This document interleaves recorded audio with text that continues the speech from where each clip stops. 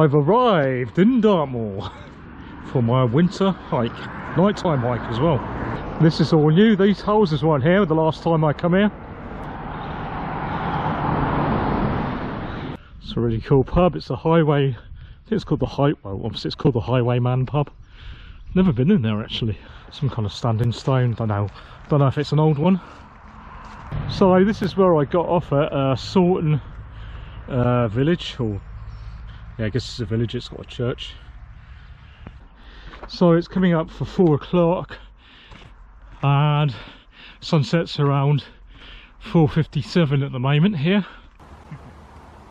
I'm certainly not going to get to the top before it's dark doing tripod shots. Do you know what? I'm sure I did the Dartmoor way years ago, but I can't find the photos anywhere, but I'm sure I did it. And this is part of the Dartmoor way. So I'm gradually going up Sourton Tor at the moment. I've made it to the Sourton Tor trig point. In the background I can see Great Links Tor, where I want to go to, and the route. I think I'm going to carry on because the nights are so long and I don't mind walking in the dark. Well, I can see Great Links Tor in front of me. I'm definitely going to get there in the dark, and behind me is Sourton Tor in the distance. You probably can't see it because it's quite misty. There's a very fine misty rain at the moment. Not sure how far I'm from Great Links, if I can see it. Okay folks, well I made it to Great Links Tor. Don't know how, because the light on my torch failed. The batteries were dead. Luckily I've got some spare ones. I've not got it on now because I'm filming, but yeah, so I had to walk up to the Tor bit with my phone light, but I have got my camera light, which is really bright as well, and I've got some other lights as well, so it was no problem. But yeah, I was surprised. I thought the batteries in the torch already were okay, but obviously not. Anyway, I found a place to camp, and I'm going to get my tent up now. Okay, so I've got the tent up. I can't believe how much stuff I bring, but the main reason for that is I don't drive here. I use public transport, and because I'm using public transport, it's quite a way. It was over 4 hours on the train to get here, and a bus probably about 5 hours, which is actually quite not that far compared to some of the places I go. Like if you go to Scotland, it ends up being 24 hours some places in Scotland you go to by public transport, even more than that. By grounds, you know, like by bus and train. So if I'm going to be away for a long time, I have to carry a lot of stuff with me, you know, enough power and everything. I can't just pop down the hill and go back to the car. So that's why, really, one of the main reasons my bag's always so big, I would say. You know, I just realising that when I'm packing all my stuff, I'm thinking, wow, I've got loads of stuff, but I plan on being here for a few days at least. And I need to keep warm. You know, I need enough food. So if you're wondering, that's why my bag's so big. Okay, I'm going to make something to eat now. Okay, so this is a stove I use, the Kosovo Spider stove. You know, remember I did break it a couple of months ago, but I just bought a new one. Highly recommend this stove. I think the pot I use is Avenue. I'm sure that's the brand name. It's worn off of here now. I've had it for years. I think it's a Japanese company. Yeah, I'll put it in the description. Because they still sell them, and it's like a titanium. It's incredibly light. It's just over a litre, I think. This one in volume. This is the meal I'm going to have. By fire pot. I've had meals from them before. They're really nice. Eat well. In the wind. Spicy pork noodles. Okay, for water filtering I'm using this B3 water filter. This is my second one. When you first get them, the flow on them is incredibly fast and amazing, but to be honest, they soon start slowing down in flow. You should maintain them, of course, which I do every time, but the flow on this one now is it's not too bad, but not as bad as my old one. But you're probably never going to get the amount they quote how many litres this will do. I mean, if you do, like, I mean, the amount of pressure you have to apply to get the water out, now is far greater than when I first got it. I mean, I don't know how many times I've used this, to be fair, but it's a cheap water filter. What do you expect? They're not expensive. I'll probably buy another one, to be honest. But at the moment, this one should be okay. I mean, I can live with the amount of water it does do, but it is starting to get to that way of being very slow again. I've cleaned it out. I always clean them out afterwards. So anyone else have experience with this and know how the best way to maintain them to keep the water flowing fairly well? I mean, any tips would be grateful. But I've not found a way of doing that. Just swill it out, swill the filter out with the water as it says, and squeeze, put fresh water in and clean it out. But yeah, it doesn't seem to make much difference, to be honest. Obviously cleans it out though, but yeah, well, the flow is not as fast as it used to be. And my gas canister, I'm using the Coleman's gas canister, and it's in this this sort of thermal cover to keep it warm. Obviously on these colder nights, to be honest, when it's really cold, it doesn't make much of a difference. I have to be honest about that. I haven't really noticed, so I still keep it in my sleeping bag before use. You could put some hand warmers in there as well. It'd probably help a little bit. It's quite flamey at the moment. I don't know why. Holy shit. Turn it down a bit. It is a new gas can, and I've had it in a warm sleeping bag. Put it on the lowest setting because that's coming out. You wouldn't believe it how cold it is. It must be like, I don't know, 0, maybe below that. And I'm almost 600 metres up here in Dartmoor at Great Links, almost. And it is well into winter now. Not sure what the date is. It's towards the end of January. Okay, so I think that's going to be pretty safe to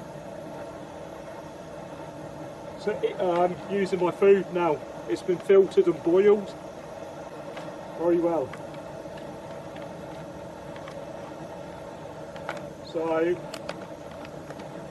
with these dehydrated meals, you just take the silicone out, fill them up, the packing up with water, then reseal it, wait a couple of minutes, then it's ready to eat, and it doesn't even make a mess of your pot. I guess it's a bit wasteful, but you could, during the wild, you could use these as little heat packs, reuse them, and put warm water in them to warm your tent up. I've done that before, by the way. That was really nice. I don't know if it's just because I was hungry, but it could have done with a bit more in it, to be honest. I could use more of that. It was so nice and spicy. I definitely get this one again. Probably not my most favourite dehydrated meal, but it's one I'll definitely get again, as I said. I'm just going to have this now. So what I was saying before I was interrupted, I was going to have one of these goodness shakes. This is my other bottle. I've already drunk the other. It's now 6:51 in the morning, but last night, as I was talking about this, someone come up here. I don't know what time it was. I think it was about like 7 or 8 in the pitch dark. I guess they were running. They were talking on their phones, so that was a bit of a surprise. Never used to get that up here in the winter. Obviously, Dartmoor was more busy than it used to be. So now I'm going to have myself one of these cold coffees. I'm probably going to have a warm coffee as well a bit later before I move the tent. I'm going to have a bit of a look around here. Even though I've been here a few times before, the weather's really good, so I'm hoping to get some good video and photos. These are my winter hiking socks. They're mountain winter socks. They're very thick, they're very warm, but on really cold days I'll probably put some foot warmers in my boots, which I have with me. Okay, so these are the foot warmers I use. There's 2 in here, and I will put them into the toe area, because it's your toe. Well, I find personally, for me, it's my toes that get cold. These are my four-season hiking boots. They're Mindel. I can't remember the exact name of them. I'll probably put that up on the screen for you. This will be my third pair. The reason why I've gone through 3 pairs is because I've done some ultra long distance hikes. With them I walked the length of New Zealand, actually more than the length with a pair of them, and walking John O'Groats to Land's End, plus other long distance trails as well. And this is my third pair, and they're still waterproof. Very good boots, not lightweight boots, but they're very tough wearing, warm, especially this time of year. And I've got some of these as well, hand warmers, to put in my pockets for like when I'm droning or filming. I don't like wearing gloves, so I can just put my hands in my pockets every now and then to keep my hands warm with the hand warmers.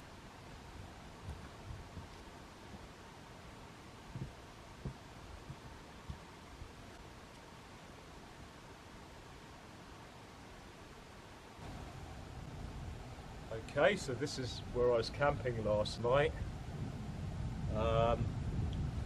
That's the trig point up there for Great Links Tor. The trig point, funny enough, it's not on the highest point. There is actually higher bits of rock.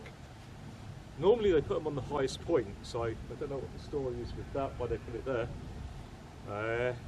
So this tour, Great Links Tor, is my favourite tour in Dartmoor. Just because the granite rocks are just so impressive here, and on a clear day the views from here are spectacular.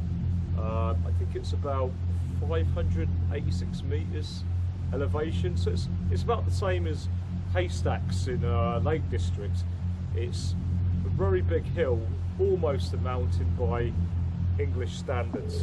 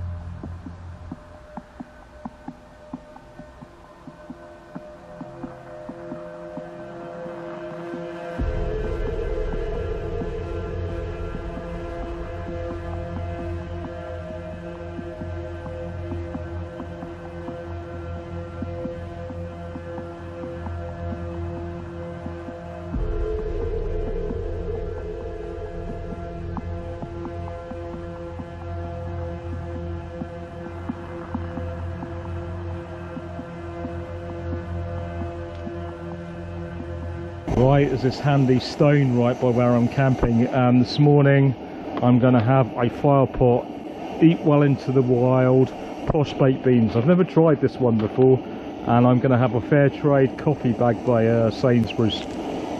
I put almost a litre of water in there actually. I've just filtered it with the Catadine B3 water filter. Actually the water filter is working really well at the moment, surprisingly. Which it wasn't so much last night, so I'm not sure why that was. I've kept it warm. So there's my little cooking spot by the tent, and my view from the tent. Absolutely stunning location, Great Links Tors. That's nicely boiling now, so that's ready for my coffee. and posh baked beans. This one was more filling than the spicy pork noodles I had last night, but I don't think it wasn't as nice. It's probably not one I'd get again, but much more filling than the spicy pork noodles, much more. So that's a good thing. In a way, if you're on a long distance trail, you don't want food that tastes absolutely nice and you just want to eat things for the sake of it, even when you're not hungry. You only want to eat when you really need it, because you can only carry so much food. So this would be ideal for a long distance trail. It was so filling actually for such a small pouch. Very nice.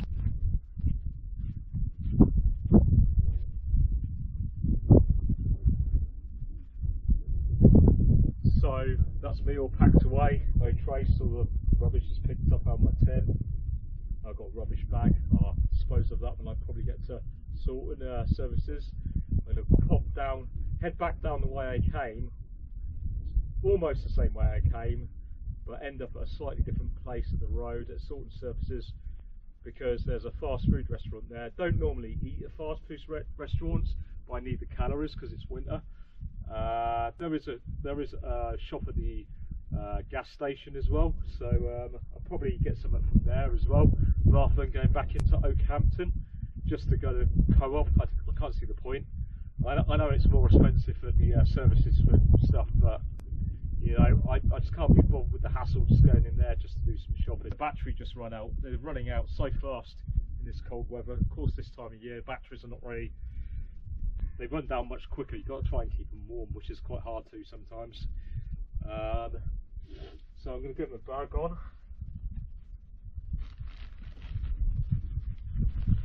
Fantastic camping spot. I've still got loads of food left. 3 bottles of water as well, and a bottle of protein drink. But the wind is supposed to be picking up later on, and I think there's going to be some possibility of some rain, definitely tomorrow. So I'm going to camp lower down. I mean, I could camp high up in the wind with this tent, but yeah, I prefer to have some wind shelter just because I want a good night's sleep. I mean, it makes a good video though, doesn't it? A storm video in a tent. I mean, I possibly could do that. I've not made my mind up yet. We'll see. So, just leaving Great Links Tor. The route back is really straightforward. There's loads of ways you can get up to Great Links Tor.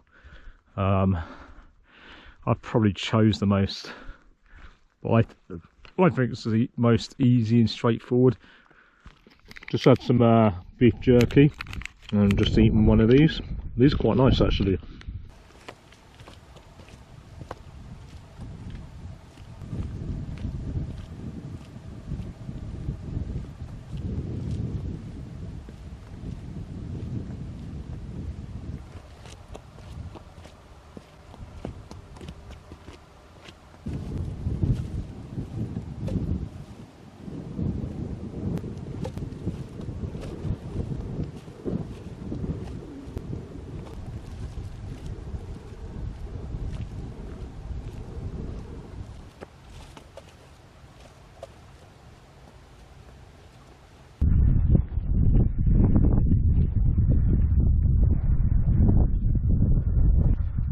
So back at Sourton Tor, where I was yesterday evening. On the way out, I'm going to walk back a slightly different way from here. Weather's going all right now, but I think it's going to go cloudy again later in a few hours' time. So.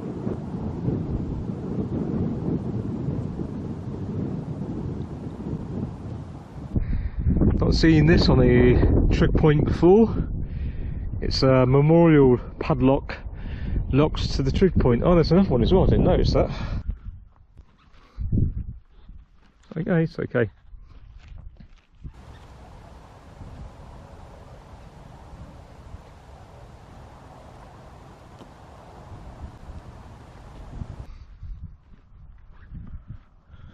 This is the bit I don't like, having to walk along busy A roads to get to somewhere to buy food.